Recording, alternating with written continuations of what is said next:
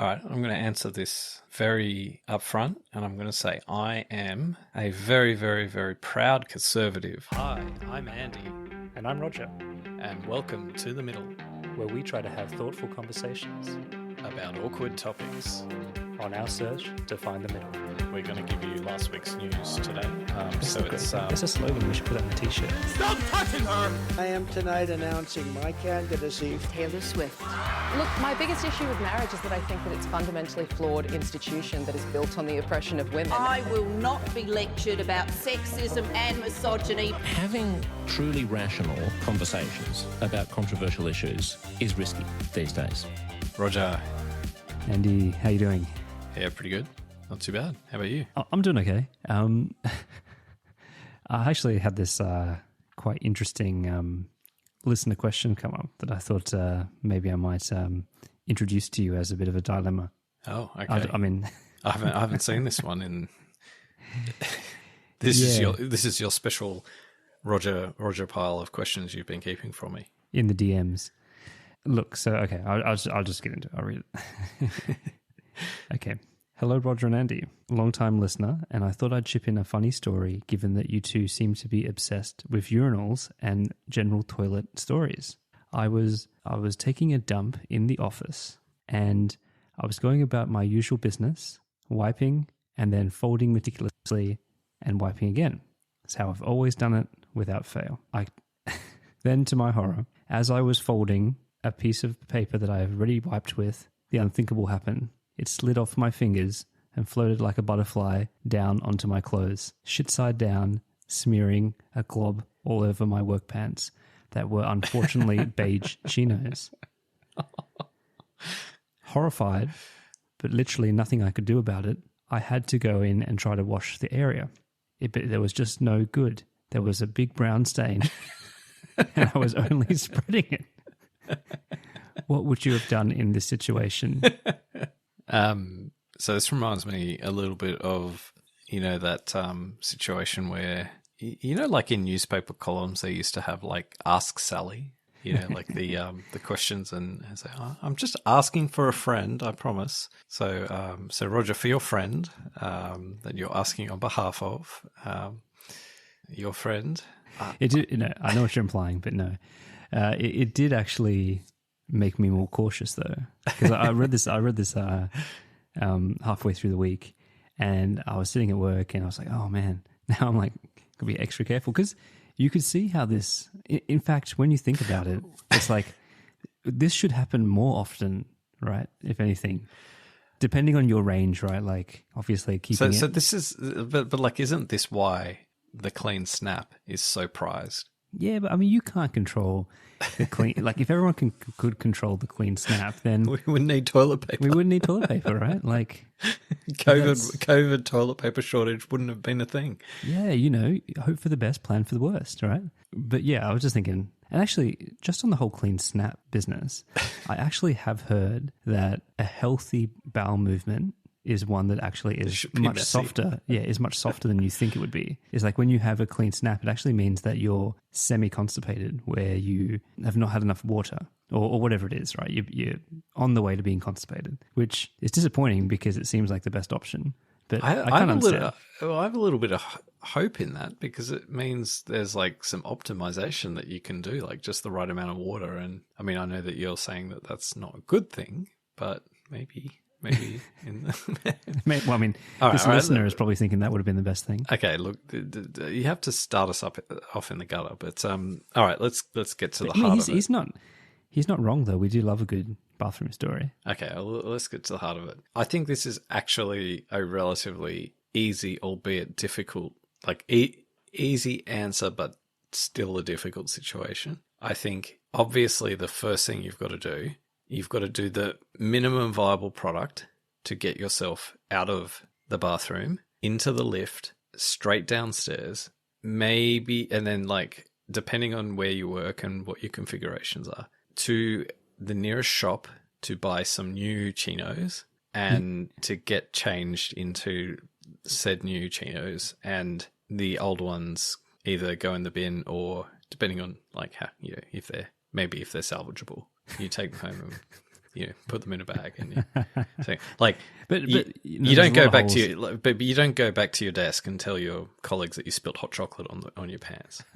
Like you get new pants, and that's the only way forward. I mean, not everyone has a menswear store in walking distance. Yeah, sure, from I the get office, that. Right? I get that. I mean, I definitely don't. But if you do, then you go to get new chinos. Yeah. That's like saying, if there's a break in case of emergency, spare underwear in the toilets, that's what you do. But okay, so you're saying that the only option here is, walk with shit on your pants to the nearest. Well, clothes store. You wouldn't wear your undies. It's not like you're going to wear your undies out. Like, you've got to wear them. You don't have. Worked for Walter White. I mean, if you have to wear the pants, like you can't not wear the pants.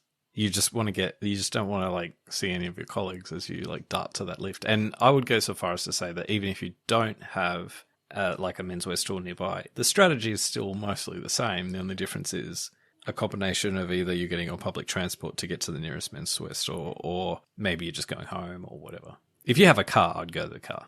I'd go home. All right. So I'd just say, how dire is this for you, though, my dog's Andy? sick or something. Yeah, is it like that's it? That's a wrap on the day. I'm calling in sick. Like this is like terminating the day. If you yeah, absolutely. Yeah, I think so. See, I don't know. Right? Okay, so well, it depends. Like as well. Like I mean, he's talking about beige chinos, right? Like that's not a good situation. But the other thing, just like as an aside, there is okay. Well, let me actually flip it and ask you a question. Is there any amount of feces on your pants that is tolerable? Like, is there any amount? Like, is it just the way you've painted it that there's a lot? So it's like, okay, definitely like you. But as I said, is there, or is it just the mere presence of feces that's the problem? It's a really tough one for me, right? Because I just, I realize that I'm processing this whole situation with an incredibly high tolerance for shit because I have 2 under 2 and I've had so many kids and I'm just like swimming in feces. I handle poo every day, right? And it's like if it's your poo, if it's your kid's poo, it's not that bad. And I think to me, so that's not the relevant question to me. The relevant question is how do you get out of this disgusting situation, this unfortunate situation, with the least amount of shame and the most amount of dignity, right? So to me, it's not about whether there is feces on your pants. To me, it's whether it looks like there are feces on your pants, right? Well, okay, I can say one thing. I would not. I would go dry toilet paper wipe. I would not put like water, like I don't know, dampen. You can't like dry on dry doesn't like. No, but the problem. You got to fight fire with fire, man. No, but like actually, like think about it for a second. All you're doing when you like put water into the mix here is you're creating this poo slurry, right? And this poo slurry is like curry paste. You're expanding the reach of the feces throughout the garment. So you just want to keep it dry. You want to get as much of the fecal matter off the pants as possible. You're so fraught with danger, right? Because you've stayed cool, calm, and collected, which I like. It was a very Jack Bauer-esque. You just make it for the lift or whatever. But the reality of the situation is you're emerging from this cubicle, right? Like you have to come into the light of day, and it's a cubicle. There are other people in, at least in my office, there's always people in there. You're never in there by yourself. There's always people lurking around. There's always the old man who takes like fucking 5 minutes at the sink and takes another 5 minutes blow drying his hands. So you're going to have to emerge out of this thing, and you're going to have some kind of repair job, right? And it's going to involve some kind of dabbing, some kind of paper towel action, all this kind of stuff. And then you're still going to have to make it out of the building. So the things that be going through my mind is, okay, I'll either, implement your strategy of just calling a wrap on your day and trying to get out of there. But I would probably try to, I'd actually, I go with the whole school book covering your boner strategy. Anything to obstruct the area. So if it's on my pants, right, I'd either create some kind of paper towel skirt. Wait, hang on. Are we trying to divert attention here? No, but okay. I'd either do that if it's really bad, right, and just be like, "Hey, look, I've ripped my pants or something. I got to go, whatever." Or with my skirt. Or I'd get paper towel, fashion something in the area to cover the shit, and then I would get my laptop bag and just hold it over that area like I was covering my boner with a school book, right? And just kind of waddle out the door. That's what I still think that is a better scenario than just proudly displaying your shit stain on your pants. Because you don't know what you're going to do. You could meet an important colleague. You could be stuck in the lift with someone important or whatever it is. And you just don't want that stain, literally and figuratively, on your work image, right? Like it's different because it's at work, right? So I think that you've got to do some kind of magic to hide the area, and then you go for a wrap. Now, and this is where I'm very jealous of like the people who always know what to do to get a stain out. But if you MacGyvered and like you could actually kind of clean it and just go, okay, I'm going to saturate the area. It's going to be this massive. It looks like I'm going to trade shitting my pants for pissing my pants, and I'm going to like saturate the area, but it's not going to look like poo anymore. I'm sure that some people could do that and pull that off. Okay, but like, okay, I've got a couple of thoughts. Number one is like a poo stain, right? Like, what does that look like? What does that look like not just to you, but to others around you? And I think on the balance of probabilities, if I walked past someone with a noticeable brown stain on their chinos, I probably wouldn't go to. They somehow like did some reverse shit of their pants when they didn't just shit the inside. They somehow managed to shit the outside. But, like I'd probably be more inclined to think they dropped a like a donut on it, or hot chocolate, like some chocolate milk. Like I would not go. My first thought would not be, oh, that's clearly shit. Like, well, all our listeners will now. But yeah, it's like, as the shit soaked from the inside out. Okay. Because that's the other strategy, right? Instead of trying to like hide the area, you just double down and you run to the kitchen and drop a coffee on it, right? Or like you get a meat pie and like drop it on it and just be like, hey, okay, there's a bigger mess, right? There's like a couple I'm of going other deeper things. And I'm doubling down. All right, but there's a couple other things at play here. The other is the smell. Does it have a smell? Because I think if it smells, that like escalates things significantly. No. And the other thing is, you sort of alluded before about how you're seeing it a bit differently, but it's like the disgust element.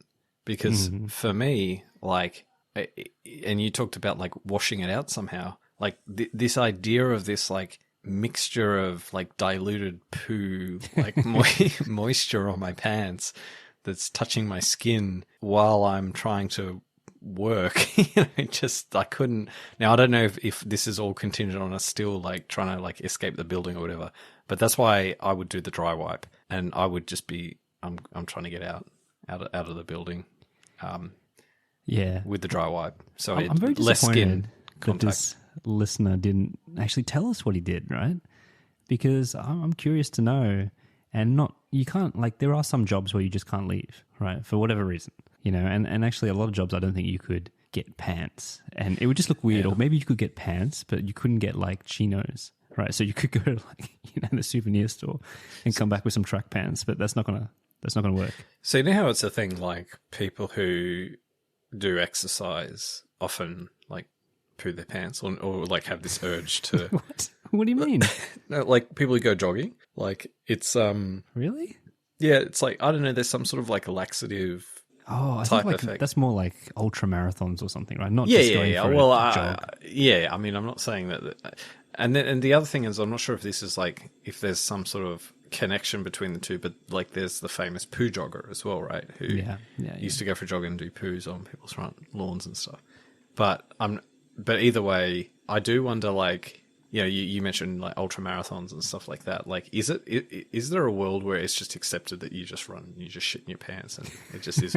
Because, and the reason I ask, because there's a very famous incident in rugby league where one of the players he just pissed, like he just pissed on the field, like in his like, oh, I'll just piss my pants right here, like casually, like not, and it does get me thinking, like these well, in the context of like needing to piss, like these are people who are drinking a lot of water to stay hydrated, and they can't just like go off the field to go to the bathroom. And you'd hope that their bowels are, or their bladders rather, are robust enough to last 40 minutes. But if you're busting to go, I can see how the situation arises, and then can empathize with what do you actually do in that situation. But anyway, yeah, no, I agree. Like, and piss is. Like, piss is exponentially better, X times better than pooing yourself, of course, right? So what I would say to this listener is that thank you for sharing. Made my day. Hell of a laugh. I would say actually check the technique as well. Like if you are like wiping and then pulling it out onto your lap to fold it, maybe that's where you're going wrong. Like you don't need to see it, or you don't need to put it directly ergonomically in front of your waist to then fold it and then put it back behind there. Maybe just like keep it off to the side or kind of in the radius of the bowl, and then you may not have this problem. Like you'd be future-proofing or error-proofing your folding techniques to be blown away in the wind, right? Well, there's very famous speculation that Donald Trump has a golden showers video. Do you think there's a what's the equivalent for shit? Like what do they call that? Oh, that kind of like German Scheiße. What do they call it? It's scat. Scat. That's what it's called. Yeah, scat. Do you think there's a Donald Trump scat video? No. No. I think all those people with scat fetishes are like so turned on right now. Oh, it's so gross. Like all I'm thinking about is 2 girls, 1 cup now. But how do you not get sick of how do you not actually get sick from that stuff? Like, that's the thing I don't understand. Well, like you say, for every single person, for every single most crazy fetish, there's someone, or there's a cohort of people who are into it. Yeah, okay. I think we should leave the cubicle now. But for everyone out there, it's a very human thing. It can happen to you. So buyer beware. All right. So in contrast to the last 15 minutes, we should go in a much more conservative direction. I always back a spare pair of chinos. All right. So I think today we thought we would have a conversation about political leanings, and in particular the notion of what it is to be a conservative and what that concept even means, maybe what it means traditionally in, like, let's say a kind of a 1990s sort of view of the world, but maybe what it also means like today in like 2025 or 2024. So yeah, I mean, I think we should probably get some kind of like baseline concepts, at least for the purposes of our conversation, so we're both talking about the same thing. So if I say conservative, like what does that mean to you? Yeah, well, I think that the kind of language or the kind of narrative that's gone around recently, and like when I say recently, in the last maybe 4 to 5 years, is people do start distinguishing this idea behind like being liberal conservative, at least in a 2-axis kind of view of economically liberal or conservative, and then socially, whether you're socially conservative or progressive or whatever it is, right? So I've kind of think that that's a very imperfect way of looking at it, but it does instantly give you a little bit more to work with, because you can place people on that XY axis pretty easily, right, in the quadrant that they're in. The thing that I think that misses sometimes is the mix up with like the idea of like what we believe around the inertia of things, right? The kind of institutional change, this idea of like the status quo and protecting the center and everything. And I think that is been infected more from a tribal perspective. But I think largely that's a decent place to start. So this whole economic versus social, conservative or progressive. Okay. Well, also, like, I'm not sure if you meant it or like exactly how you were framing it, but like, I think you brought up the term liberal, and I think liberal, I don't know if you were saying liberal as like the opposite of conservative, or you were saying liberal / or conservative, because in Australia, the Liberal Party is the Conservative Party, yet in just about every other like place on the planet, or in in the context of the more kind of smaller liberal sense of the term, liberal's actually kind of synonymous with progressive. Yeah. There's always been a bit confusing when you talk to other people about that. Okay, so I think, historically the quadrants are, your economically, and I wouldn't say you're economically conservative. I'd say it's more like your view on like the role of government. So do you believe in big government versus small government? So, so people who are economically liberal tend to have a view that, you shouldn't have a government that's interventionist. The government shouldn't play that as active a role in our lives.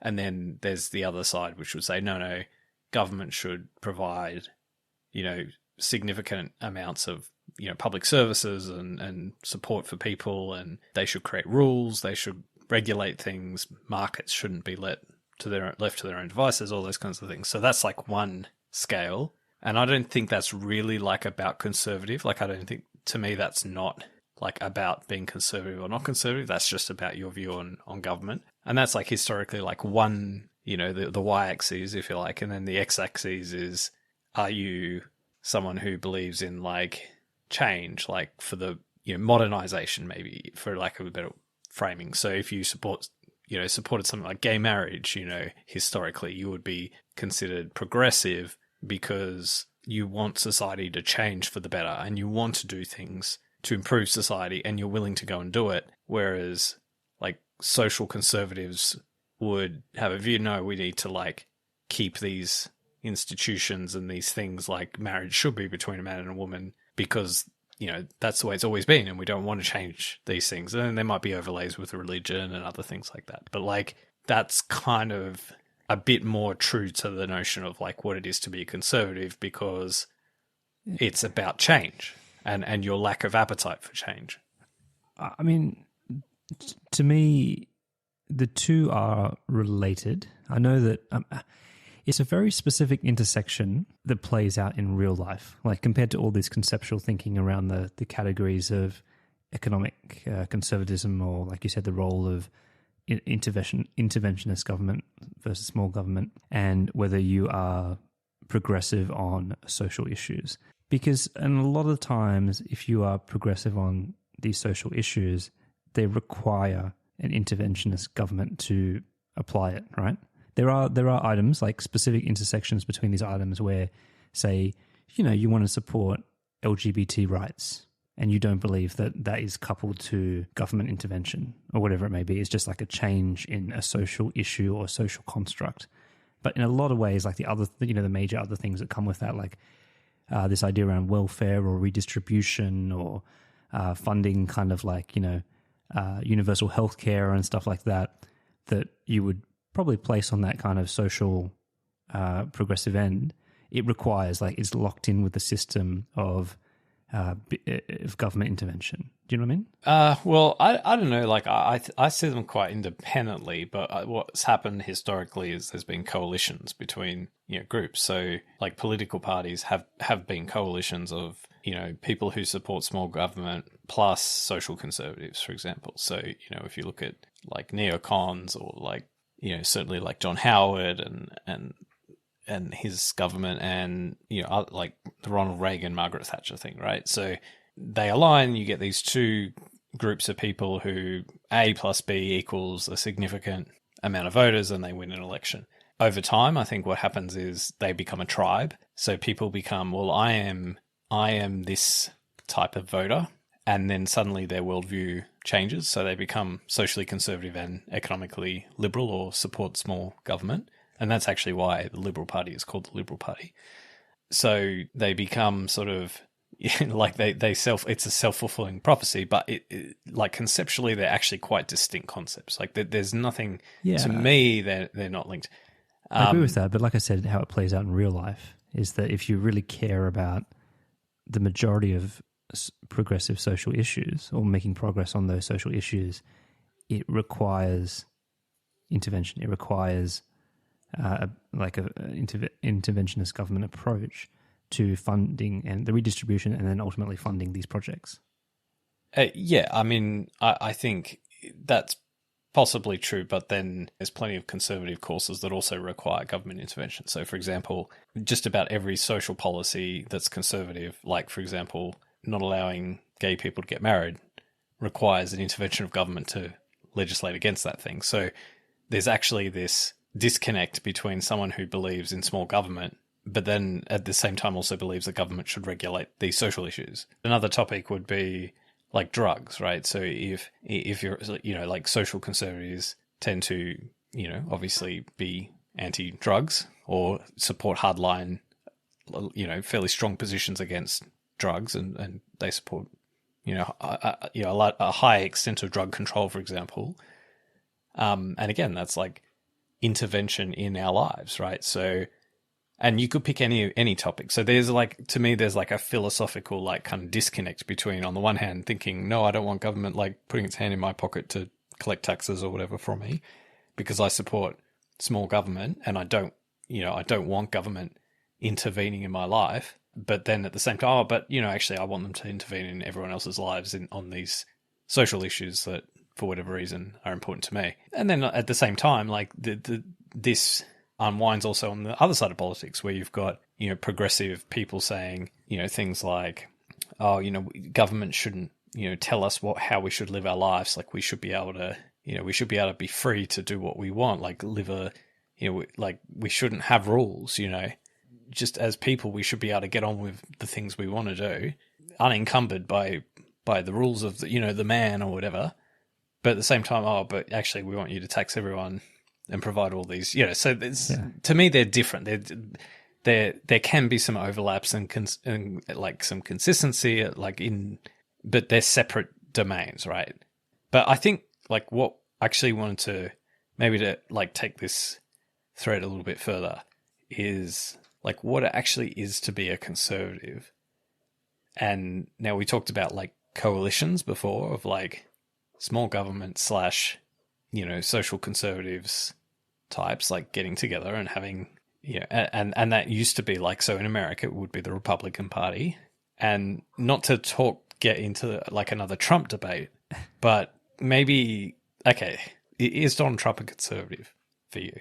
This is a tricky one. So obviously the answer is no, because he is, well, actually I take that back. It's not an obvious answer.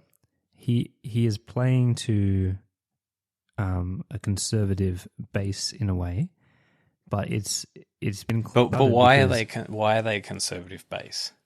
Okay, like what do we mean by conservative? Yeah. Like when we say conservative, what do we actually mean?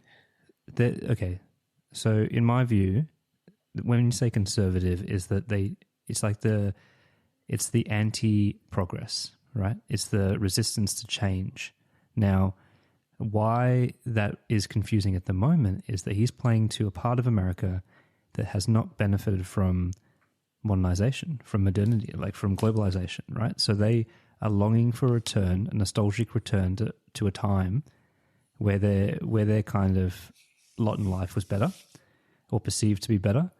And that's why they are green-lighting Trump's bulldozing of the current institutions. So they're not conservative, right? If they support bulldozing of institutions, then they're the opposite of conservative. But in their mind, they want to go backwards. So in their mind, they are conservative. Do you know what I mean? It's like they're not saying, I'm green-lighting, I'm giving a mandate to Trump to like tear down things and put us in a new direction. I think they want outcomes. They want to go back to what it was. They want to go back to what America was. I still disagree with that, because I think they want outcomes to go backwards. So I think they want to be, to the extent, America great again. Yeah. So they want trying to bring it back. Yeah. So they want outcomes to go back, to the extent that Trump voters like 50 years ago, the equivalent, demographic, or maybe 20 years ago, whatever age period you pick, would have been positionally, if not in absolute terms, then certainly in relative terms, much better off, like in a status sense, maybe in a hierarchy sense, like than they are now. So they want that outcome to change. They want to be great again, right? They want Donald Trump voters to be great again, right? So yes, I agree with that. But the way they want to get there is far from going back. Like the things that they're proposing to do are quite, or rather not the things that they're not necessarily proposing to do, but but rather the things that the Trump administration and his like hangers-on are proposing to do are quite different. They're things that have never really been done before. The methods, but not the, like you said, the outcome or the destination. Well, the outcome that they want, but let's get to the heart of what it actually means to be a conservative. If you are a conservative, you are kind of risk averse in some ways. Like that's got to be part of what, like this is why people become conservative the older they get, because they've seen it all before and they know that like, oh yeah, like every time you try and fix something, you 9 times out of 10 you make it worse. Like, and people who have lived through that, they kind of have learnt all of these lessons, right? And they become risk averse. They become more like, look, don't fuck it up. Like there's more chances for you to fuck something up. So just generally, like if you are going to do something, do it very carefully, cautiously, and mitigate all the risks or whatever, right? But these people are not conservative by that definition. These people might pine for the past, but they're not conservative. Like they're in fact, now whether they're progressive, they're obviously not progressive. I mean that as a word is like problematic, because like when we think about that word, we mean progressive in the sense of improving society for the better and, you know, becoming more liberal and open and all that sort of stuff. But they are not conservative. And by the way, as an aside, there's Trumpistan, and then there's like old school Republican voters, and there's some overlap, but those old school Republican voters are conservative, and they are absolutely like at wit's end about what's going on, because what the fuck do they do? You know, maybe there's some tribal alliances, but you know, people who would have supported Ronald Reagan, Donald, George Bush, like there's a lot of those Republicans that don't see themselves in what's going on now, right? Liz Cheney. Look, man, like I agree with what you're saying, but why I said it is obscured and that things have changed, because if you look at the overall view, and we're playing to archetypes now, right? We're playing to stereotypes and things, but the nostalgia or the destination is a return to like Christian values, like the family unit, kind of make America great again. Inherent in saying that is bringing it back. I do agree about risk aversion, but I'm talking about the values. They want to take the world back to the nuclear family, to the kind of like heyday of all those things that they saw preceded the social decay of America. I don't know that that's truly like what Donald Trump's, agenda like conveys. He's playing to it. Well, I think in that's why "Make America Great Again" is such a powerful slogan for a man who basically sleeps with prostitutes. But you used to be able to do I'm that. not sure he embodies, like those kind of that spirit. Like I know what you're saying. I know, but that's what the people want. But the question is, like at its core, are these, because this is what I think is at the heart of this topic for me, anyway, at least, is this fact that actually no conservative, like you can't call Donald Trump conservative. You can't call his voters conservative, because they're inherently not conservative. They inherently want, like, basically, they want revolution. That's what they voted for. But they see it as a return to conservative values. But I think that's looking at not looking in the right spot. Like, I think their aspiration, like what they want to get to, like that's like saying that Marxists aren't really revolutionaries because they just want to go back to the days when we were all equal, like as hunter and gatherers, right? Like they actually want something different. They want change, and yes, like maybe that is a vision of what the world used to be like, but they want change, and they're willing to do radical things for that. Yes, no, I agree. Let's take a different example to conceptualize some of this, right? Let's have a look at the curious case of Ben Shapiro. Would you label him as a conservative? I would think he is much closer to being a true conservative philosophically than, like, so I've just talked about how Donald Trump and his supporters are absolutely not conservative. I wouldn't say that's true for Ben Shapiro, and I think he even wrote a book about something to this effect anyway a few years ago. So you would agree that he is an example of conservatism? Well, I don't think he's necessarily the best example, but I think he's. I'm picking him because he endorsed Trump, right? Yeah, but he's kind of a shit sort of example because maybe like his true north is conservative, but like at the same time, his actual true north now is like likes and subscribes, right? So I think you can't the supporting Donald Trump thing and the. Like he's very much part of like an ecosystem of people like, and I don't think someone like Ben Shapiro. So why do you think that is a shit example? Because he's not a pure example. Like he's not a pure specimen, right? He's like a specimen that's had like someone else's like fecal like matter put into the petri dish, right?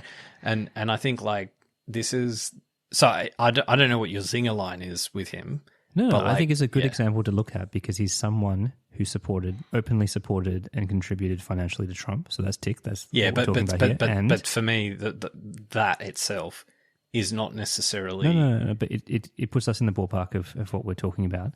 And the second is that he is someone that is principled in his values, and also he operates the Daily Wire, which is a platform...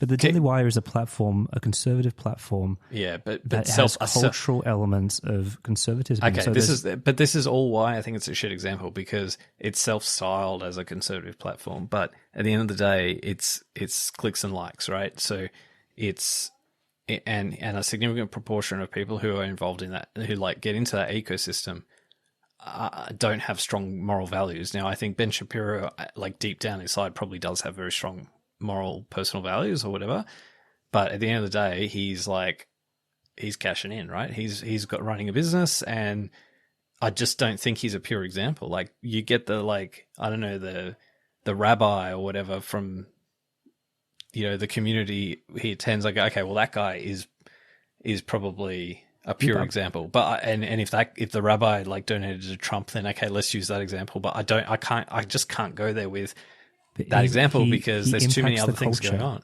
That's what I'm talking about. But there's too many other things going on. Like I'm not sure what anyway. I mean, I'll let you kind of get to your punchline with it. But like, if the implication is that somehow like he's a true conservative and he supports Trump, therefore that's like the link or whatever.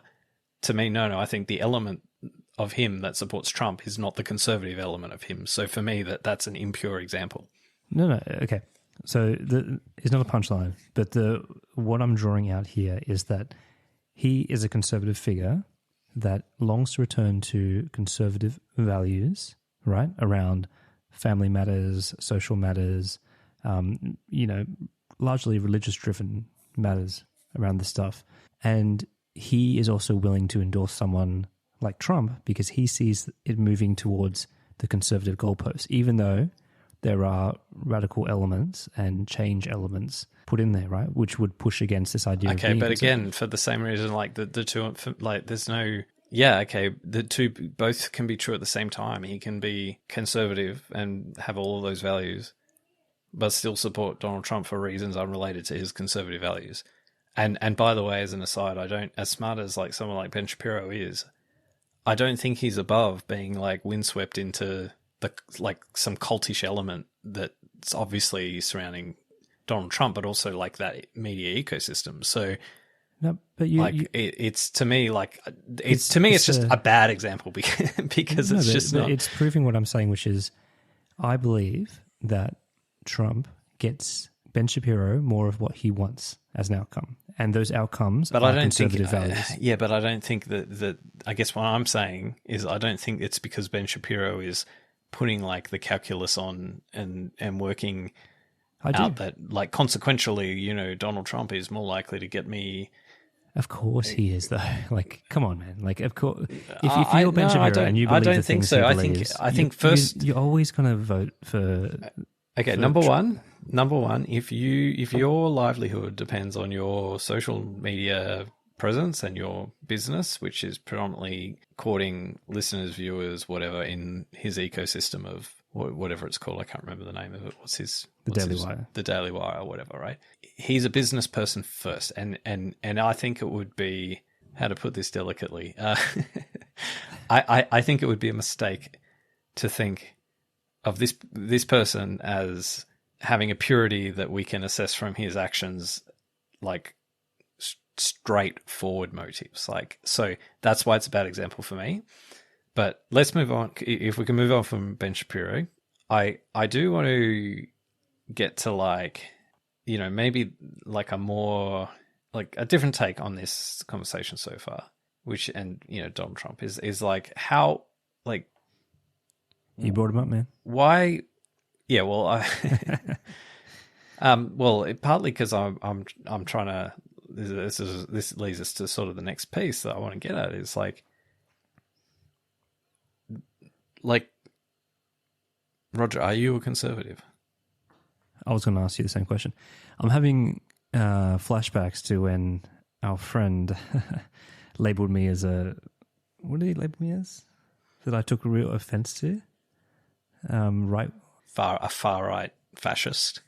It wasn't that strong, was it? What is? Yeah. When Ruben referred to me as like a, what was the word? It was something very specific around right winger or alt right or something. Look, I don't think I am. I honestly don't think I am a conservative. I've never identified as one. I've always been slightly more on the anarchist kind of scale rather than a conservative element. There is a natural pull to conservatism as you get older, and obviously, like anyone who has any modicum of like responsibility in their life feels that pull. So that's happened to me as well. But no, I think that my attitudes to social issues and everything, like, are very progressive. What about you? All right, I'm going to answer this very upfront, and I'm going to say I am a very, very, very proud conservative, but not in the way that superficially that could be received. So, and this is like, we're kind of leading up to this point, right, where when you talk about being a conservative, people think, oh, well, that means you're this, that means you're that. That means, like, if you label yourself as a conservative, that means you're signaling to everybody, I believe in all of these terrible things, basically. It's a word, it's a loaded word, right? So for me, like, the term conservative, that as I use it, might be quite different to how others would use the term. But like, to me, the reason I'm so anti-Trump is because I'm a conservative, is because he's proposing radical change, right? He's the risky person. He's the risky candidate, right? And that radical change is, I don't like that. And equally on the other side, when you look at kind of woke politics, right? When you look at all the kind of like this really rapid, fast-paced shift, like desire to shift things to some new state of affairs, right? We talked like a couple of episodes back around like acknowledgement of country and that kind of thing, right? We've talked about, you know, gender pronouns. I don't know if we actually talked about that, but yeah, that would be an example. All of these different things, like they're rapid changes that don't come with time. Now, with like Indigenous affairs kind of, or reconciliation, one of the points that I think I've made before is that if you push it onto people, they'll start to reject it. You've got to move it at the pace of what mainstream Australia, in that case, are willing to like go along the journey for. And because you push it too far, people reject it. It and that leaves you like with a voice referendum where people reject it and you can never have a crack at it again. So for me, like, yeah, I'm very proudly a conservative in the sense that I think change has to be managed really delicately and carefully. It has to be balanced. Doesn't mean you don't have any change. Doesn't mean you don't fix problems. Doesn't mean you're racist. Doesn't mean you don't support gay marriage. You can support all of those things, but you've got to acknowledge that, you know, just doing things just randomly without thinking about it isn't a good idea generally. But isn't that only one element of this whole kind of idea, right? Because you only want a measured pace of change with the areas that kind of align with your value of what you think is right or wrong, or what you're kind of in the pocket with, right? If there was something largely out of step to your values in society, then you wouldn't feel like that. No, so it has to go back to like being a values-based thing, which is why I brought it back to conservative values. I don't think it actually is a values-based thing. Like at the end of the day, like I think being. Are you saying if there was like some kind of like slavery or modern slavery thing that was still existing in society that we were part of, that you'd want to change that slowly? Well, I think it comes down to your knowledge of something being right and wrong. Like, so, I mean, that's kind of a difficult example, like, because you wouldn't, like, we obviously know that to be, you know, you're basically saying, well, if we went back to like 500 years ago, would you not change all of the terrible things that we now know to be, you know, like not good for us or not good for the people involved? Like, you know, would you not, like, of course I would revert back to all of our, you know, combined wisdom, but I guess that we have today and say, yeah, okay, shift them today. But that's because I have confidence that I know that that's the right outcome. But I guess what to me about like having a conservative view of the world, it's about actually proceeding cautiously when you don't have confidence. So saying, well, you don't know what the consequence of doing this thing is, so maybe just tread a little bit cautiously. So if you don't know what the consequence of, let's say, I mean, okay, like a good example would be... It's all about risk aversion then in your mind. Like, well, it's a big part of it. Yeah, I mean, absolutely. So, and you know, that this is like when they talk about one thing unique about, well, I don't know if it's necessarily unique about Australia, but like certainly if you contrast conservative politics in Australia to conservative politics in the UK, the Conservative Party in the UK tends to be quite environmentally friendly. They've been like a party on the front foot on things like climate change and those kinds of things, because that aligns with the conservative value of protect the environment, like protect something, right? And maybe like the simplest analogy, which I think we discussed before, but like the simplest analogy is the Chesterton fence. It's, you can, you know, you're in a forest, you're walking down a road, you see a random fence and you think, oh, okay, well, you know, this is blocking my pathway. You don't know why the fence is there. I mean, it's kind of in your way. It's kind of, you do sort of, you would keep walking, like you'd keep walking along that pathway if the fence weren't there. So like on one view, okay, let's cross the fence and continue on. And that would be the progressive kind of, you know, decision or choice. But the conservative choice is saying, well, I don't know what's on the other side, so I better just maybe don't cross that fence in case there's tigers or something, you know, so, or in case there's a guy with a shotgun on the other side, you know. So, and I guess maybe there is an inherent, like, people you know how are willing. America was made, right? Yeah, well, I mean, people are willing to cross that fence, and that probably makes them not a conservative. But for me, I do think, you know, like, there's more risk in really, really fucking something up catastrophically than there is in like making marginal improvements. And you've got to, like, in some spheres, you've got to take risks. So in spheres like innovation, like in enterprise, risk, you've got to take risks. So in that setting, maybe I wouldn't be conservative. So I wouldn't apply that definition of conservative to, you know, in every context. When you said you've got these like kind of anarchist tendencies, like, yeah, that rings true. Like, that's why I mean, I don't know if I would say you're warm to Trump, but you're warmer to Trump than me, right? That accords with that. That to me explains it, right? That explains why for me, I'm so much closer to the rational middle now. You know what I mean? Like that when because the status, like when the center doesn't hold, or the status quo is like, obviously there are parts of it that are rotten. Like, I think that kind of changes the landscape a little bit. You fix things that you know are broken, but you don't try and fix things that aren't broken. And unfortunately, that's the problem. Like, the progressives want to fix things that aren't broken sometimes. Sometimes you just got to change the motherboard instead of trying to perform surgery on each individual capacitor. You know what I mean? And sometimes you do that, and we have nuclear war. You know, so it's one time, baby. Sorry, we don't laugh about nuclear war in the middle. It's going to have a one time. But no, but like, do you know what I mean? Like, it's not about your values. Like, to me, it's independent of your values. It's not about, do you support gay people or not? Like, it's not about, do you support inclusion or are you against inclusion? Like, it's actually just fundamentally about, if you jump in every batshit crazy idea that someone on the left, on the far left, or the far right can cook up, you're going to do a lot of really stupid fucking things. So just dial it down a bit, take those more, like, yes, you can still move in the direction of improving things, but just do it carefully, do it responsibly. Yeah. I'm with you.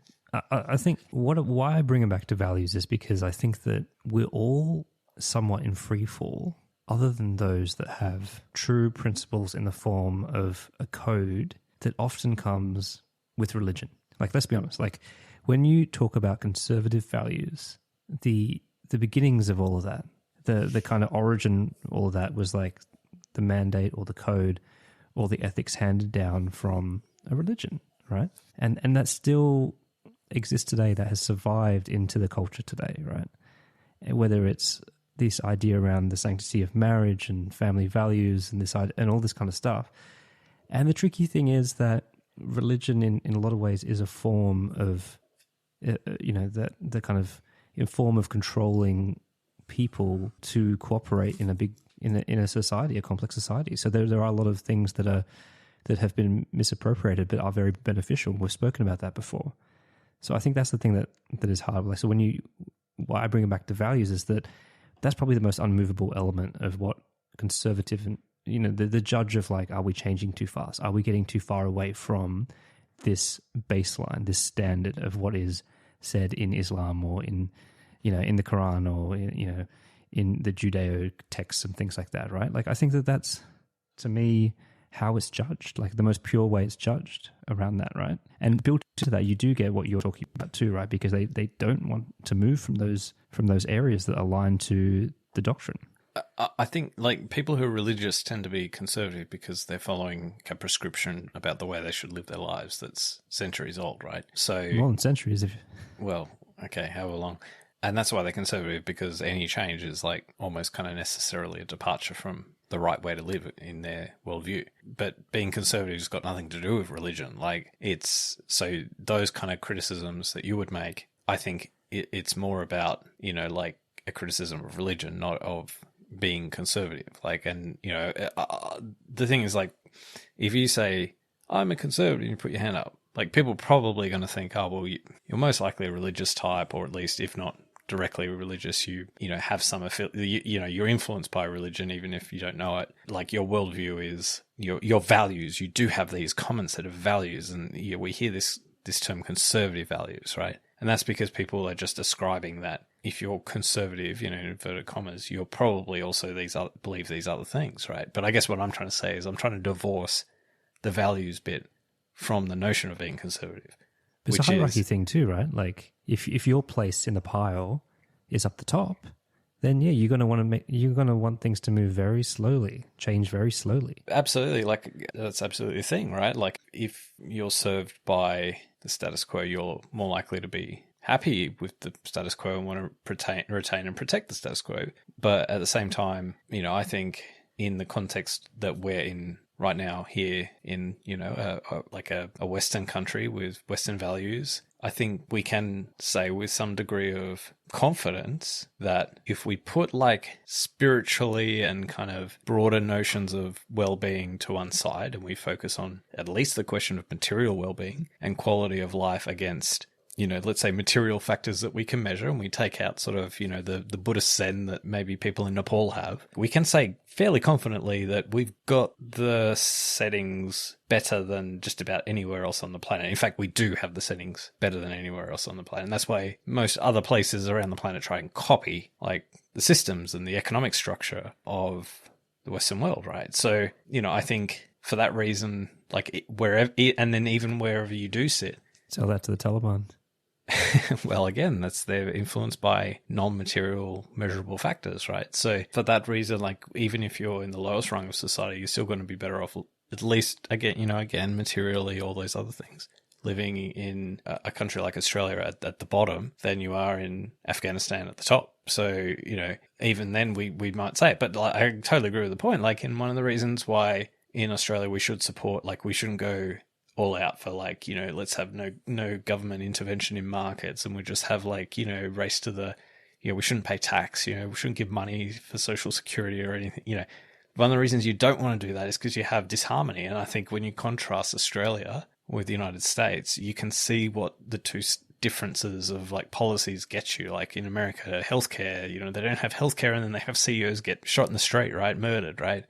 Because people are unsatisfied with the system, right? You know, you have crack addicts on the street. You have, there's just all these social problems because people aren't looked after in the same way as they are in Australia, right? So that's why you kind of do need some level of social security, but you can't have too much, because if you have too much, then people don't have incentives to pull their finger out and make something of their own lives, right? So it's a balancing act, and I think we got it right. At least, maybe not. No, actually, you know, I wouldn't say we got it right, but I'd say we're closer to right than we are to wrong. So for that reason, yeah, I'm a conservative, and that's because I value the Australia that we live in, right? You can only play the role that you're afforded to. You know, when we're talking about all of these things. So when there's two reasons why someone may want wholesale change. One is that they're actually legitimately at the bottom of the pile, and they are not benefiting from the current structures and status quo financially and so on. And the other is like quite the opposite.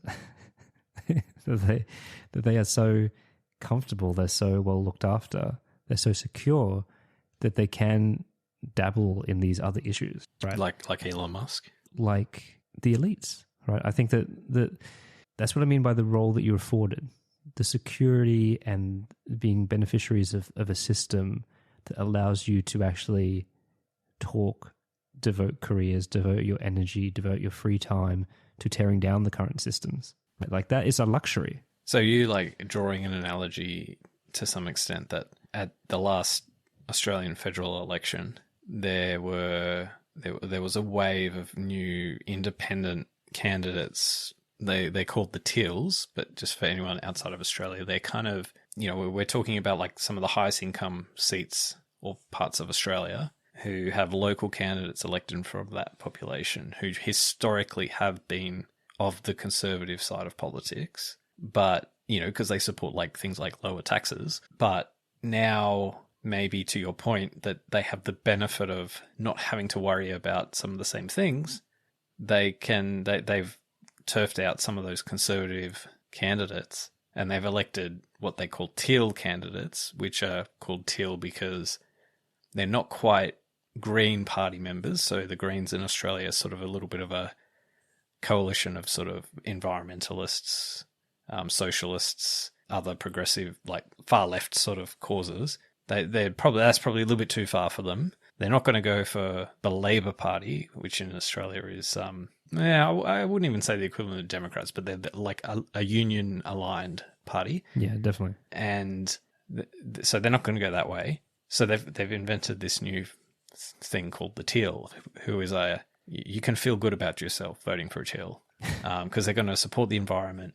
Yeah, and they're going to support, you know, some of your pet causes that you like, but they're going to vote down tax increases. So that's what I mean. It's like when it's that intersection of I'm socially liberal when you don't have to cough up the money or whatever it is, right? And I think it's like, I see it, Andy, as the final form of the Pokemon, right? It's like self-actualization. When you get to that level of privilege and comfort, you then have the capacity to try to collapse the system or to put effort in to trying to fight the system that kind of afforded you those luxuries, right? And I think that's always like that scene from, you know, A Few Good Men, where they're pushing, and that final scene that everyone knows when you say, you want the truth, you can't handle the truth. It's like people like me that, you know, like that afford you the right to even be fighting me kind of thing. Like, I think it's that kind of stuff with the coastal elites and everything, the Teals.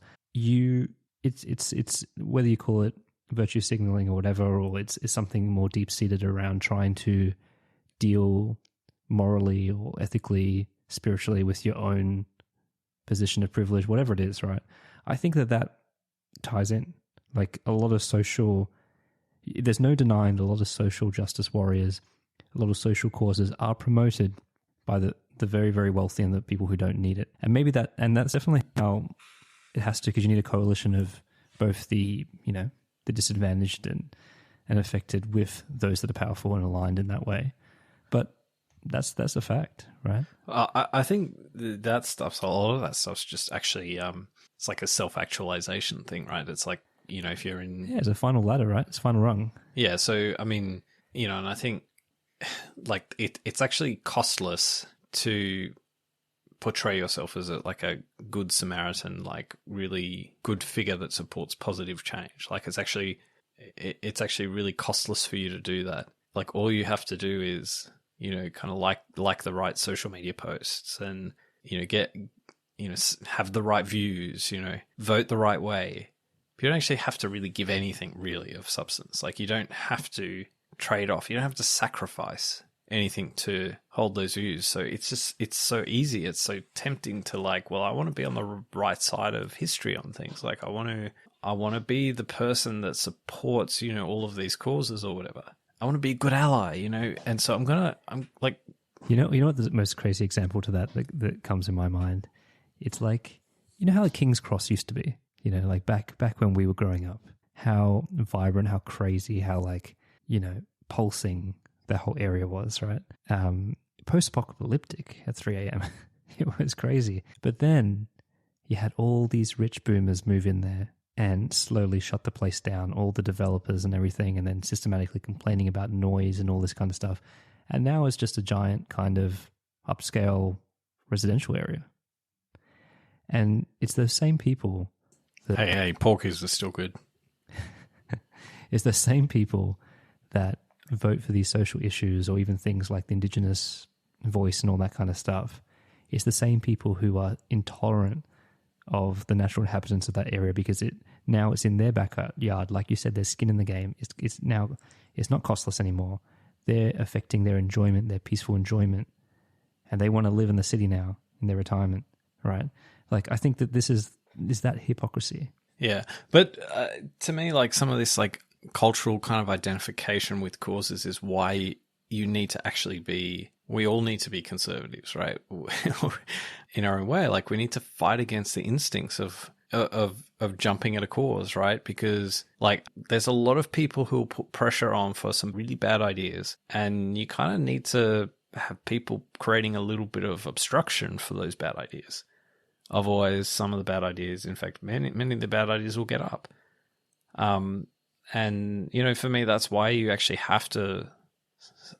Your default has to be no. You have to be convinced as to why it should be yes. It doesn't mean it can't be yes. It just means you actually got to have the case. The burden of proof has to be on the case for yes. Yeah, that whole null hypothesis, right? Look, I agree, but wouldn't you say though that Australia is en masse quite conservative? Aren't you already on the winning team? What are you calling for here? Well, we need to be conservative. Whether we need to be more conservative. You know what? I'm going to say, yeah, we should actually be more conservative. And I'll tell you why. It's because we're getting history is repeating itself. We globally and not just, in Australia as well, we're seeing governments do the same shit that they did 30 years ago, and or 50 years ago even, and make the same mistakes. And these things go in cycles. I'll say it again. The fact that we've got the US president in love with tariffs is a pretty good example of going backwards. To your point, these people want to go backwards. Well, I'll grant you on that they're going to go very, very backwards. And I think this is on the other side. We see people forget the history of the lessons from the past on all manner of topics.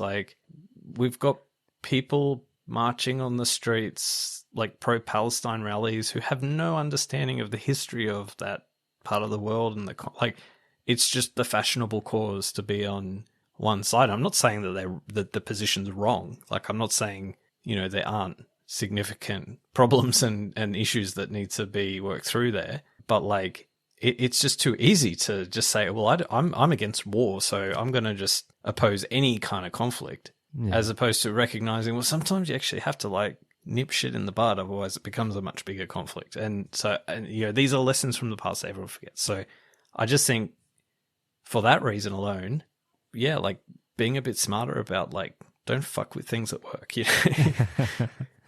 Yeah, look, good advice on the main. And again, it's contextual. We'll clarify that. What do you think about attaching it to coming back to the whole religious thing? What do you think of it just being the medicine, the sugar that makes the medicine go down? If you gets to a certain outcome, there is a part of me not a part that I like listening to, but there is a part of me that does kind of, especially with the breakdown of like the family unit, that does think that the current kind of social attitudes, like we would benefit from it, a return to more of a focus on those, like the importance and the kind of the sanctity of the family and the community and those kind of things, right? Like having more mechanisms easily inbuilt, like the ones that religion gives you. I mean, I think you could say that for the family, but you could also say that for like community, right? Because religious institutions were kind of, connector points within communities. And like 50 years ago, they would be like this bedrock of support for people, like including people in need, that not just for financial support, but also for emotional and, even just to allow people to have some dignity and respect, that you've got these people who are there to help you. And you're not, calling for a handout, that it's part of this. It's so leveling as well. Like, yeah. You can be anyone, have like anything, any circumstance, and you're treated as an equal, right? Yeah. And we don't have any equivalent now. And like the local book club is not going to be the equivalent. Especially if they're reading the I Want book that we reviewed. and the ethics class in school is not going to be a thing, because they were all trained to be like Sam Bankman-Fried crypto traders, right?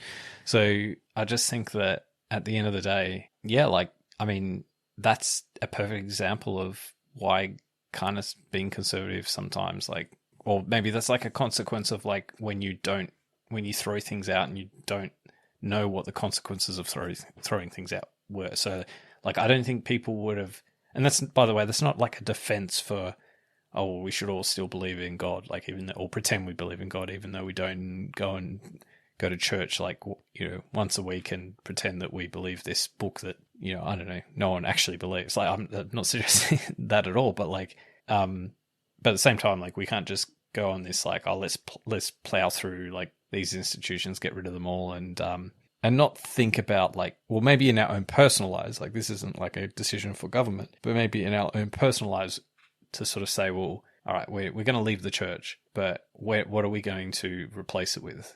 And I say leave the church. I mean, I've never gone to a church in my life, so for me that's never been a thing. But like, I think for many people, they would have had to grapple with that. Like, I'm leaving a community. What am I replacing it with? And I mean, I grew up in an environment where I wasn't born into that community to begin with, but I think I can see like how there's like, how it's not a good thing. Like, I can see how that, like, I'm worse off for not being born into a community of that sort. Yeah, it's something that I do think about, that like, and again, it's the methods versus what you believe would be the destination, and how much you're willing to compromise certain elements of your belief to get to that position. And tying it back to the loop around Trump, I think that's the heart of what a lot of people in the States had to face when they went to the polling booth. Will it get me closer to what I believe are my values in the world, or not? And then it's like the devil's deal, right? Because you know, it's like, well, what are the choices here? What's going to get me further or closer or further to what I value? So do you agree with my analysis that you're more impartial to Trump because you're less conservative than me? Yes. Well, I mean, I think we spoke about this probably in other language, where we said maybe you can swap that for being anti-establishment as well, or respect for certain elite institutions, and and also like having a kind of non-white or immigrant experience changes that as well. So of course, yeah, like there are lots of things that go along with that for me. I'm more primed to see and feel senses of injustice and corruption with the current system than probably you are. So all those things factor in for me. And then you want to tear it down and build a wall. But, and that makes so much sense for how Elon fits in this picture, right? Because he does come from a culture of disruption, and to him, like collapsing or tearing down a vestigial part of society, a part of industry, is like part of the course for him. Part of the course, like he thinks that is necessary, and it's a good thing, like clearing a forest, right? Regeneration. So my parting word for today's episode is we know that 9 out of 10 revolutions end in disaster. That's a made-up statistic, by the way. Maybe we've already had it. But Andy, have you ever thought maybe we've already had a revolution without people knowing? Well, that's not revolution then, is it? It was a more insidious form. I mean, pronouns came and went without us ever really understanding. You know what's actually surprising about pronouns? Think of all the things that make it into your mandatory training at work. Have you ever had pronoun training? No. See? Isn't that weird? Well, I hope, yeah. There's just people just been like bullied into, like putting it in the bottom of your signature without any formal training. Like, what else has happened like that? Do you have your pronouns in your signature? No, but you can't tell me that it wasn't the norm for a vast majority of organizations to have that. No one told them to do it. There was no training, mandatory training course. It's just a meme. It was just like one person did it and then all the lefties didn't want to be left out. But people in the middle did it. So I gave an acknowledgement of country this week. And the reason I did it was because... What are you paying attention?